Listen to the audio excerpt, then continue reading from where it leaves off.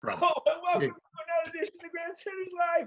I'm your host, Scott Kerman, and I'm joined by my usual cohorts, the Professor, Russ Stevens, Uncle Joe McLaughlin, and he's JP's first son, Tim Hoey. Well, boys, we have another great show for you tonight, so let's get it started. Of course, we talk sports here. First of all, everybody's healthy?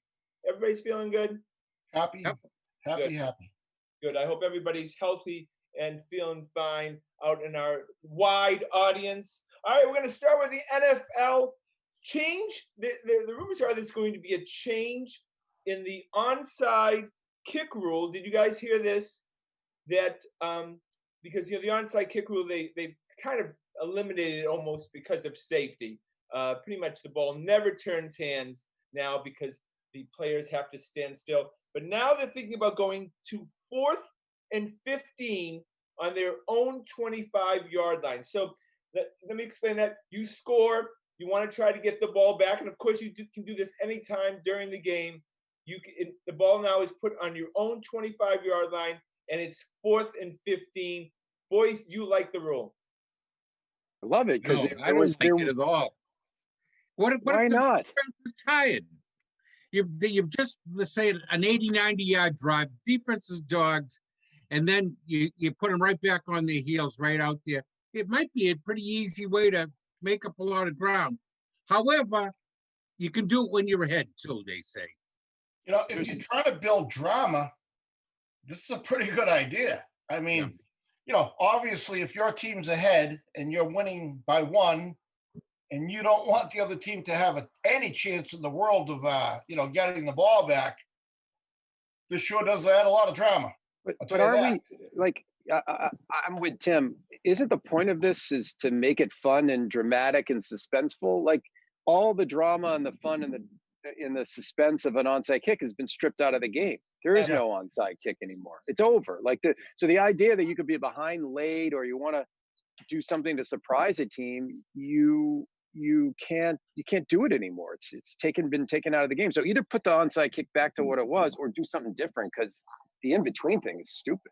You know, Scotty, take out the kickoff right out of the game. Take it out of the game entirely. I think I love this idea. No, it's a great idea. I would only say, no, I don't know the statistics. I know it's very difficult to get 4th and 15. All right, so that's, I don't know the statistics to it. I'd like to see it 4th and 18, 4th and 19, just a little further back. I think 4th and 15. I agree. When you talk about the Kansas City Chiefs, all of a sudden teams with great offenses like those teams have such a great advantage. So whatever but a little further back. What's the percentage that you would like to see be successful? Like, I would say somewhere between 5 and 10% is what I would like that play to be successful. Like, what you got a 1 in 20 chance of making it. That feels like it's a good percentage. So put the thing at 4th and whatever, so that you know what percentage conversion rate it is. And if it's 5, then great. The conversion rate would be more in the 4th quarter when defenses are tired. It's always easier to score the 4th. Well, of course. It might go up to like 40, 50% in the 4th. Joe, they have all that data, right? The objective is to keep for the last 50 years. The objective is to keep America from turning to 60 Minutes or something, right? From turning the channel. Well, they hold on from that anyways. Like a hockey game, it's down 5-2. You switch the channel. You might click back to see if it's 5-4. But I think this keeps America tuned into that football game till the very end now. And I think we can all agree. Yeah, it's a good idea. They're going to have to work out the kinks. But I would say I don't want that to happen the first year in the playoffs. I think that's a good regular season idea. First year, we see how it works and we evaluate from there. All right, boys. Tom Brady, I don't know if you guys heard of him. So The Last Dance, I know you guys watched it. Obviously very successful. Successful in large part because everybody was home because of a pandemic. Let's be honest. They never would have had that audience. Now, Tom Brady, because he has to be in the news every 5 freaking seconds, is now going to come up with a 10-part documentary series on himself. That was only 9.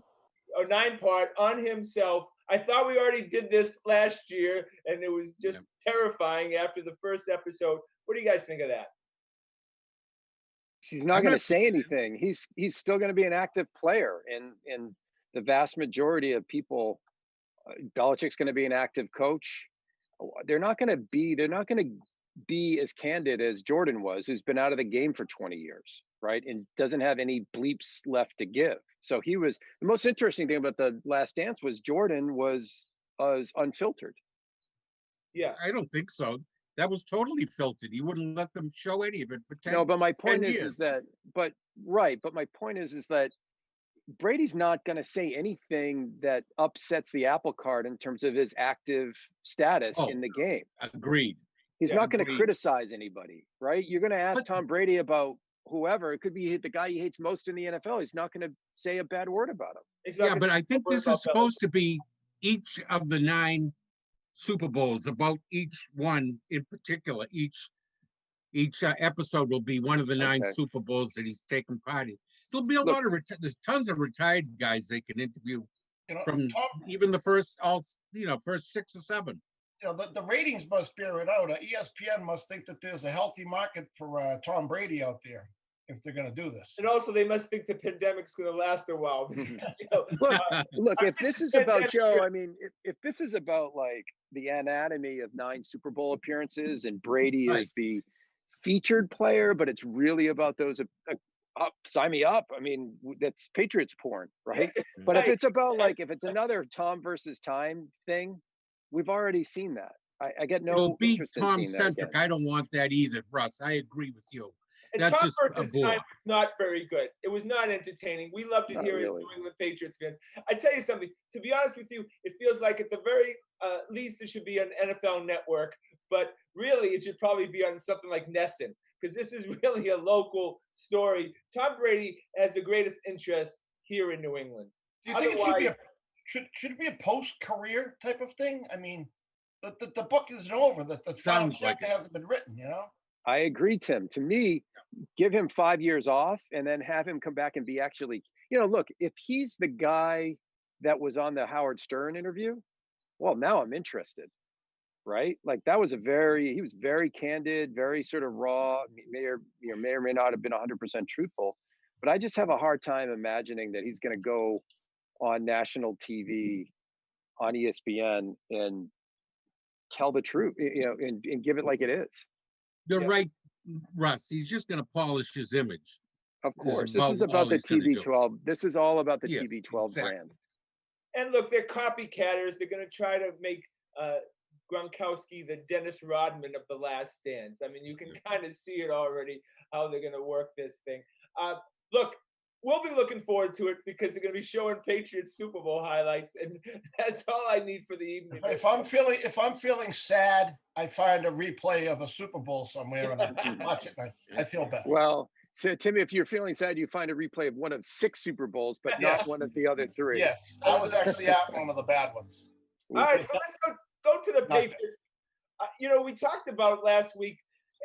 I think we could agree that the Patriots defensive backfield is top 5 in the league and coming into again this season. I believe they are.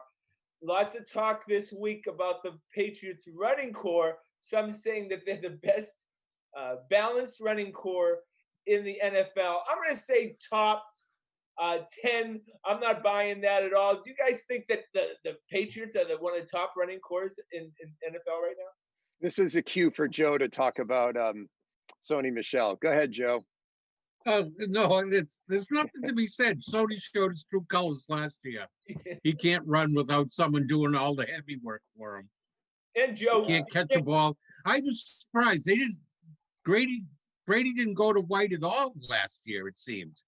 White just got taken out of that offense, especially in the second half of the year. Was that other defenses sniffing it out, do you think? I mean, that was the go-to play was James White. I wonder, He if didn't he got- seem to be on the field that much, Tim. he was, you're right, Joe. He was one of the greatest weapons the Patriots had. And Well, he had complained that they were they were game planning against James White, which was natural. At times it was Edelman and James White on the field. Yeah. They were the 2 threats. Well, they did No. tip their hand. When Sony was in there, you knew it was a run because he can't catch the ball. And when White was in there, you knew it was a pass because he really isn't a guy that runs. but now we between the have tackles. Will Hastings though, so we're I don't, I don't know how you can even remotely be a top 5 or 10 running game unless you have a top 5 or 10 running back, and we don't have a top Good 5 or point. 10 running back, right? Like, Absolutely. We have a bunch with of the best, right?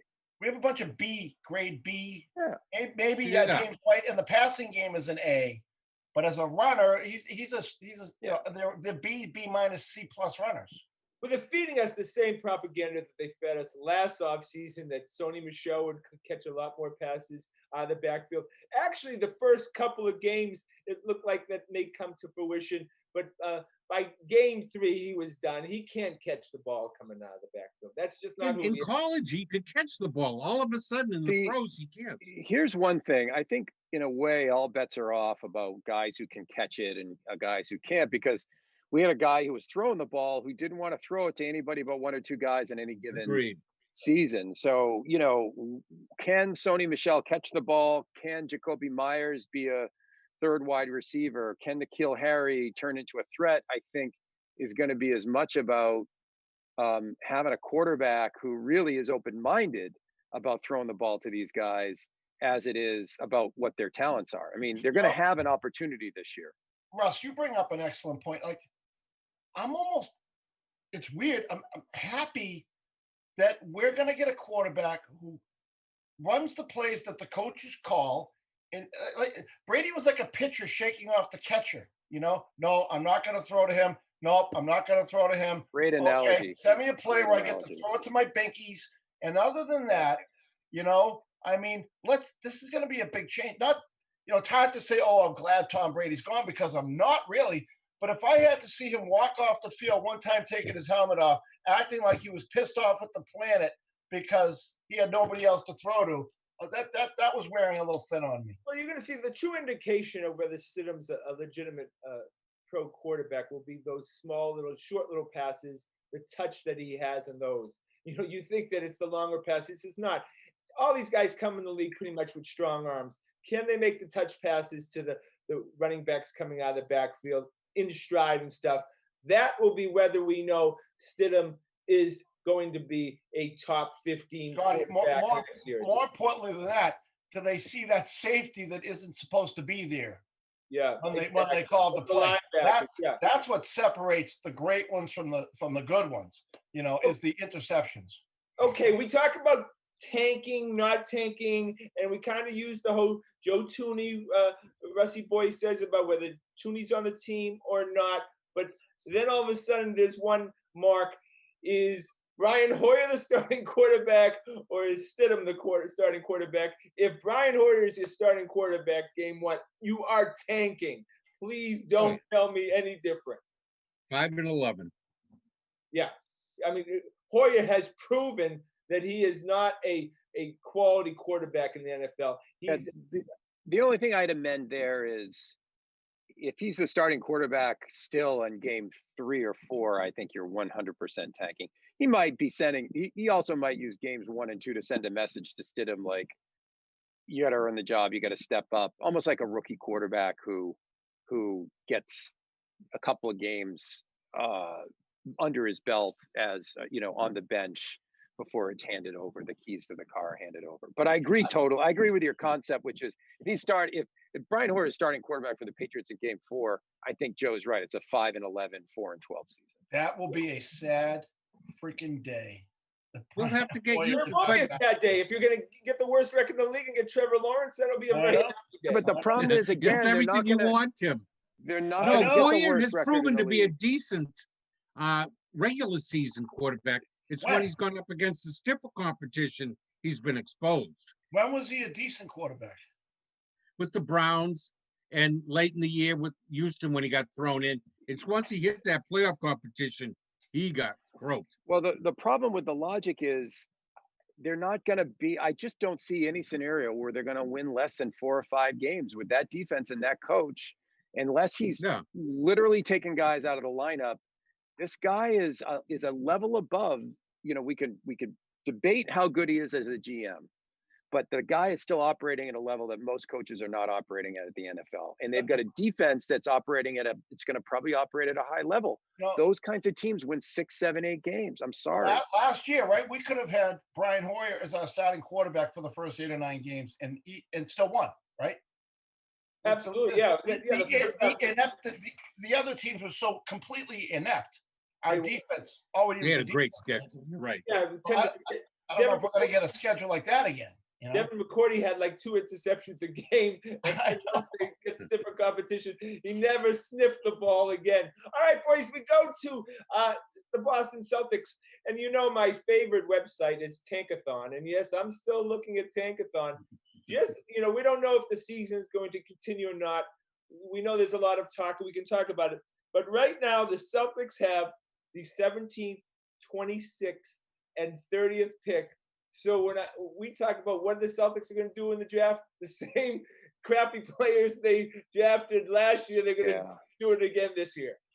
Yeah, I hope you're wrong, but look, there's just no place to put him. It's like stuffing 10 pounds of crap into a 5-pound bag. I mean, they just don't have the roster spots. So he's going to have to consolidate those picks somehow, whether it's into a player or moving up in the draft or something. And you pick 17, 26, and 30 and bundle it for a 9. I don't think that's even worth it. I don't even know that's worth it. Oh, but he's got to do something. Here's the problem. The other alternative, you draft a bunch of Euros, and look where that's gotten us. Ante Zizic and Yabusele, or Yabusele, as you've lovingly called him over the years. Yeah, right. We realized that other than the top 10 picks, after that it's a crapshoot. It's just But Russ, on the other side of the Euro, there can be some gems over there that Giannis's or there may be, but Danny, they're Danny Ainge's kryptonite. We haven't had one Euro that he's drafted come back and help his team in 15 years. And Europe does open up those late picks, though, to the possibility you might find a gem somewhere. Yeah. I like your idea, Timmy.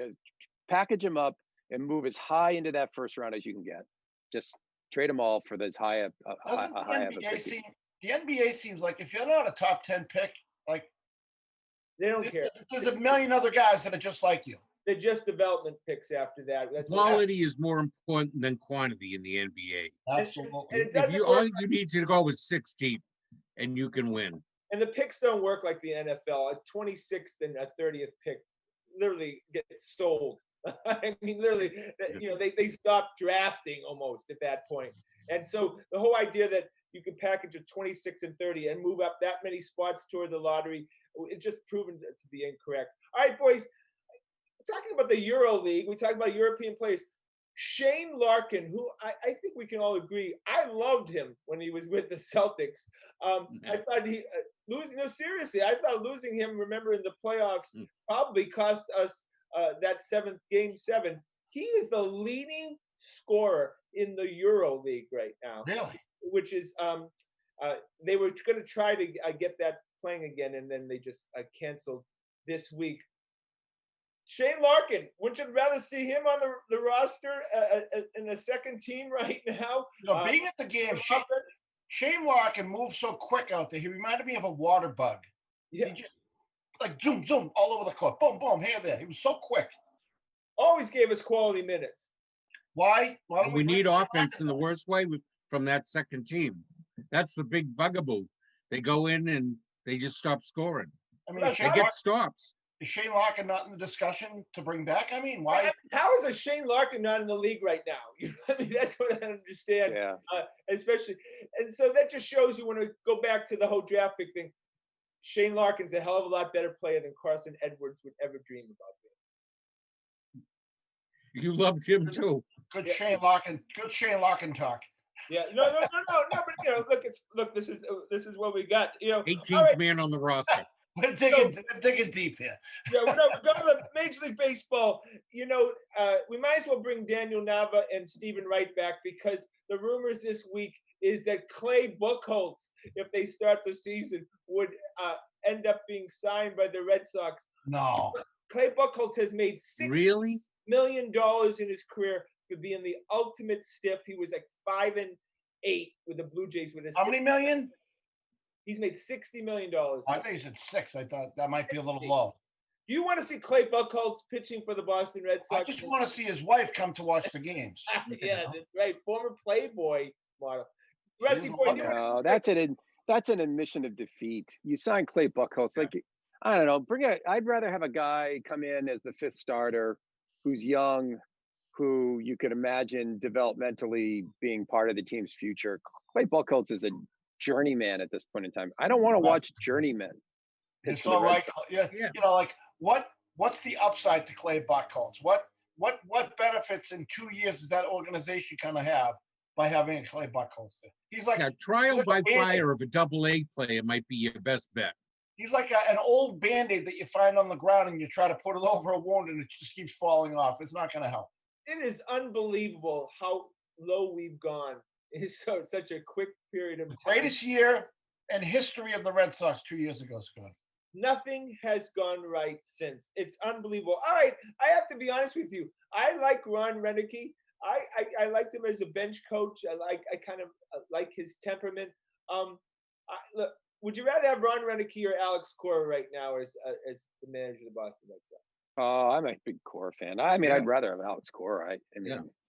the guy's Proven commodity. was a special manager. Yeah. I mean, he may not have had a great second year, but that whole team underachieved that second year. They never started. Whoever made the decision in spring training, and he was probably part of the brain trust who did it. We're going to take it easy on the pitchers, and because they pitched so many innings, that was just like a massive, massive organizational failure. I think And it's it remarkable. followed them all through that season. Joe, I Well, think it's, if you read the Boston Globe, John Henry just has to be so politically correct. He had to get rid of Cora. I mean, why the guy? I have to be honest with you. I'm the complete opposite. I don't understand the love of Alex Cora. He's a scumbag. The Houston Astros, I would argue, is one of the worst violations of sports in the history of professional sports. What he did, and he was one of the band leaders, the ringleaders. I to think that. every Here's the team is thing, though. doing exactly Yeah. that. Oh, They for just God's got Joe's sake. right. Seriously. Joe's right. And by the way, we have a football coach who's one of the holy trinity of the greatest dynasty in professional sports, who has pretty routinely pushed or broken the rules over a 20-year career. but He Russ, has. that is a big one. If you know agree, there's a it's bad. fastball or a curveball coming, I mean, every guy in the big leagues, if he knows a fastball is coming, 90% of them are going to hit it. I totally agree with you. I was right there saying, when I remember Scotty wrote me the text, he's got to go for a year, and I was like, you're right, he's got to go for a year. I 100%. It was bad what he did, but he got punished for a year. That was the punishment. I think when he's done, pull him back into the game. He's a great manager. Pay your Everyone penalty. involved that has a big scarlet letter hanging around their neck, though, right now. What's a greater violation of sports, Lance Armstrong or what the Astros did? Well, Oh, Lance Lance Armstrong Armstrong, for was just I how don't know. he behaved. That But I mean, curveball, That was that curveball institutional. fastball thing's about as cheating as you can get in baseball. I mean, my kids, Absolutely. But Tim, it goes all the way back to the shot heard around the world. Bobby Thompson knew that was a fastball. They were communicating from the center Come field on, Joe. fence. This was happening all year round. I mean, Right, with every team. if Just you like know that Chris Young said when he came over, the Apple Watch thing, they learned that from the Yankees. Man, if they The can sit on Yankees a have been if they doing can it for sit on a years. fast, I mean, how many guys aren't in the big leagues because they can't hit a curve? You know what I mean? These Yeah. guys, they can sit on a fastball. It's a whole different game. yeah, I think it's outrageous, and I think it kills sports ultimately. I still can't believe that Tim Donaghy, NBA, the way David Stern was able to sweep that under the rug the way he did. It was pretty remarkable. or Tommy Brady throwing interceptions at the ends of halves. Yeah, Right now. investigation warranted. All right, boys. Michael Chavis, we don't talk about him. This guy is a pretty big prospect when you come about the Boston Red Sox. Had a pretty good rookie season. What are your expectations for him moving forward? No, I kind of think he's going to be a hit or miss, streaky. Not necessarily a starter for five. I think he's a new version. Could be a new version of Mitch Moreland, right? Like I he agree. Oh no! like I don't Doubles. see him being much more He's than not that. going to be Rafael Devers and take over the No. position and become a regular guy and be a star. He's not. You don't think he could just figure it all out and be steady Freddie out there, hit I 290? don't know. He's and kind of all of a sudden- already, what's he in his mid-20s already, Joe? Something like that. Like he's not a Yeah. 19-year-old kid, and Devers is, I think, significantly younger than him, isn't he? Well, we can't Oh, compare. yeah, by You 5 can't years. compare everybody with Rafael Devers. I mean, this guy may end up No, being, but I mean, Hall of Famer. This guy has useful that kind of player. Michael Chavis will be a useful player, but I think it's might be too much to expect more than that. I think Russ is right, a platoon player at his position. All right. I tell you, if this weekend was any indication, I've now changed my opinion about whether people will come to Fenway if they open those doors. People will come. This is Field of Dreams.